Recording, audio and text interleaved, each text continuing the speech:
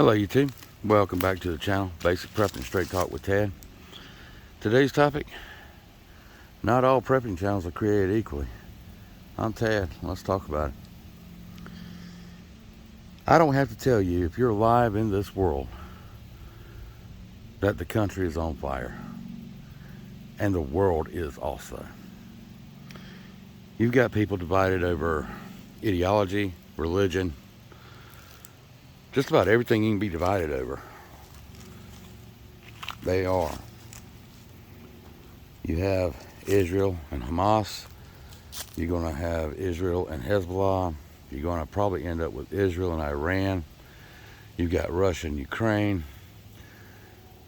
China's just waiting to snap up Taiwan.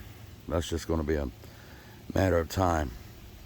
I believe a lot of weak leadership in this country has led to some of this uprisings around the world.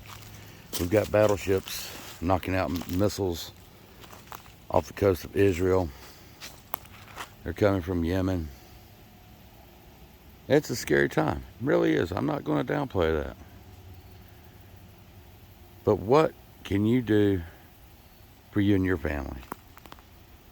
I don't think you're stopping missiles unless you are way up in the military or on one of those ships. And if you are, I appreciate your service. Thank you. But if you're the average guy, gal, going to work every day, trying to make a living, and be prepared, there's not a lot you're going to be able to do about those things. And I've always said on my videos that I do not preach fear. I preach prepping so we do not fear tomorrow. I think that rings more true today than it did the other day. I keep up with a lot of resources, a lot of news, a lot of channels. I'm information overloaded sometimes. 99% of the prepping channels out here are great people. They are doing a service. They're helping people. That's what I'm trying to do. I'm trying to help people. I'm trying to show them different things they can do to better themselves or prepare themselves for any emergency. And then I look at some of these other channels, and I really believe they're set up just to scare the living hell out of people. There's no need. If you're a critical thinker, you're going to look past a lot of that anyway. Most people cannot afford bomb shelters. If they have them, great. But I mean, if you're at work, have you thought about it? How long is it going to take you to get to that bomb shelter? Unless you live at home and sit on top of it waiting for a nuke launch, it's not doing you a lot of good. You might be living in it as a second home, but if you leave for any amount of time, you could be in trouble.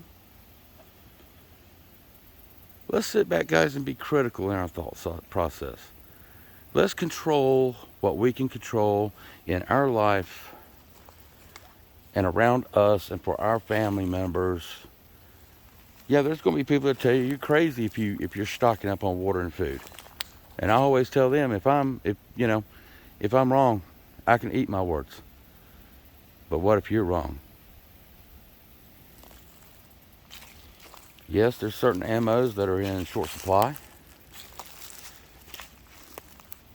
If you're a prepper and you have self-defense tools, or even if you're just a beginner and you have a self-defense tool, surely you have the consumables that go with that self-defense tool. I'm not asking you to forego your rent, your car payment, your children's lunch money to go out and buy more consumables. But if you have extra, might be a good time to get some.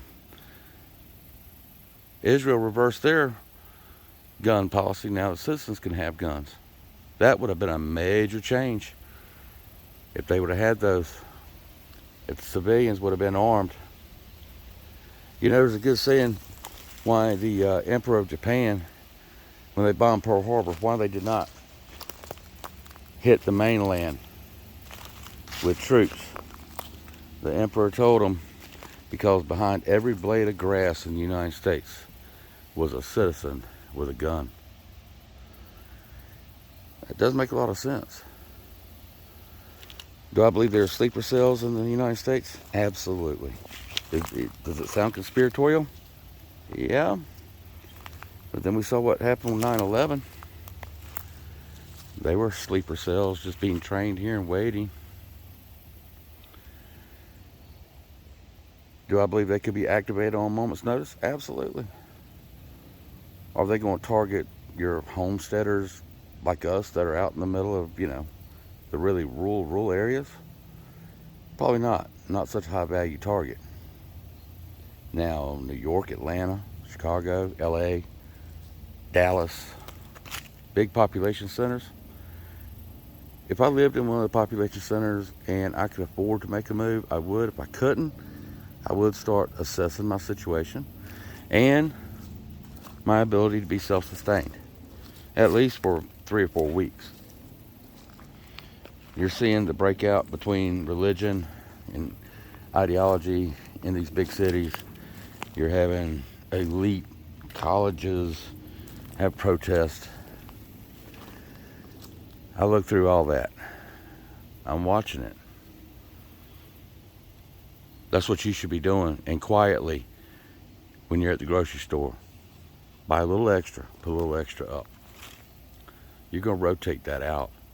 You're going to have it. Your water, have fresh water on hand.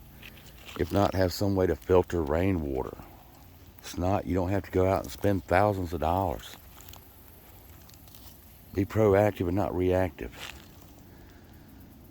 Yes, should you have some medical stuff on hand? Absolutely. But shouldn't you already have that?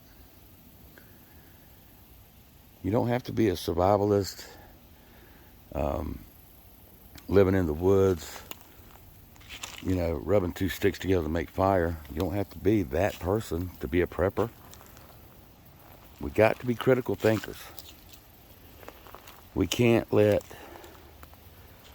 some people come on YouTube and try to scare all their viewers. And I get it, fear sells. I mean, look at your haunted houses during Halloween. Look at your horror flicks that come out in their blockbuster movies. People like to be scared. But that's an entertainment scare. This is a real adrenaline raising scare that people are talking about, and it's getting people in bad positions. It's getting people's minds all messed up.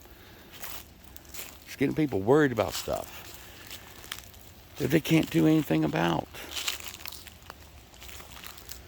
If Putin decides to launch a nuclear missile into Ukraine, what are we going to do to stop that? Nothing. Nothing. You're not going to stop him. You're not going to change his mind. You can letter write him and you can X him all day and you can FaceTime him, and that ain't going to change nobody's mind. I guarantee you. But can you be prepared for the aftermath? Yes, you can. Wouldn't that make the logical conclusion to be prepared for the aftermath? Because we can't stop those things. And I've heard people talking about hazmat suits. Okay, that's great if you got them at home and in your car and all this stuff, but you got to get to this equipment. I don't think people are understanding. You buy all this stuff, and again, a nuclear ordeal is not going to be announced. It's just not. And I'm not trying to scare you. I'm just being for real. I'm being honest with you. It's straight talk. Take it or leave it. You have some people telling you that you can be. And if you live in a bunker somewhere and you're wearing your hazmat suit right now, you are totally prepared for that. For the rest of us going on our everyday lives, I would try my best to get out of debt, because the economy is in such a bad shape and we're sending billions and billions to everybody while homeless veterans sleep in our streets. We're putting up migrants in every 5-star hotel they can find, and they're still coming across the border. It's a scary time to be alive. There's no doubt about that. But what you do to mitigate it You're taking your own fate in your own hands. Fear, if you're fearful, you will make irrational decisions. You will spend money on junk you do not need. You will buy the latest gimmick and gadget out of fear. I'm not going to come over here and try to scare everybody. I just want to be honest with you. Think about the basic things you need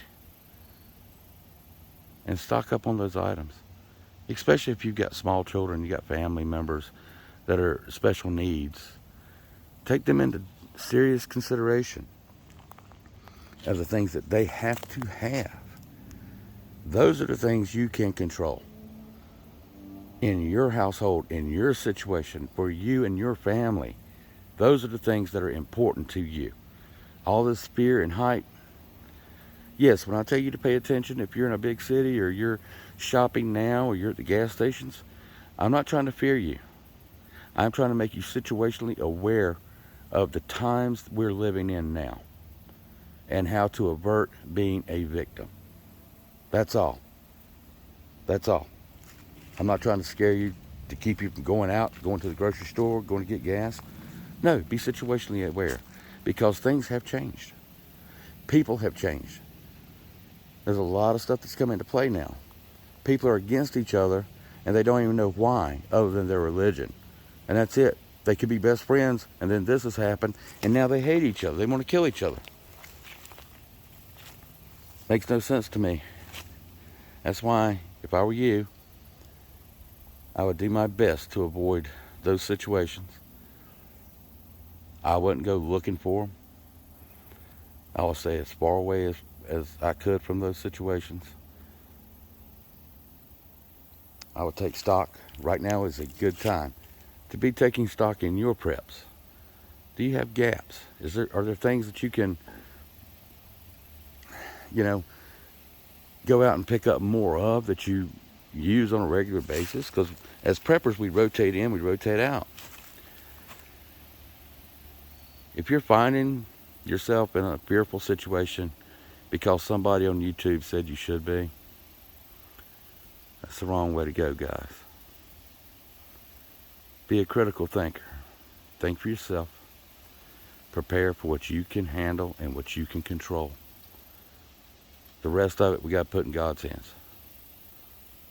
He's gave us enough sense to get ready for things. It's up to us whether or not we take advantage of the time to do that. Well, guys, I didn't mean to keep you so long. I just wanted to get on here and let you know that all prepping channels are not created equal. Some just like to scare you. So, until next time, I don't preach fear. I preach prepping, so we do not fear tomorrow. Keep that in your hearts and minds, guys. I'm Ted, and tomorrow's video, we will talk about it. Thanks for watching.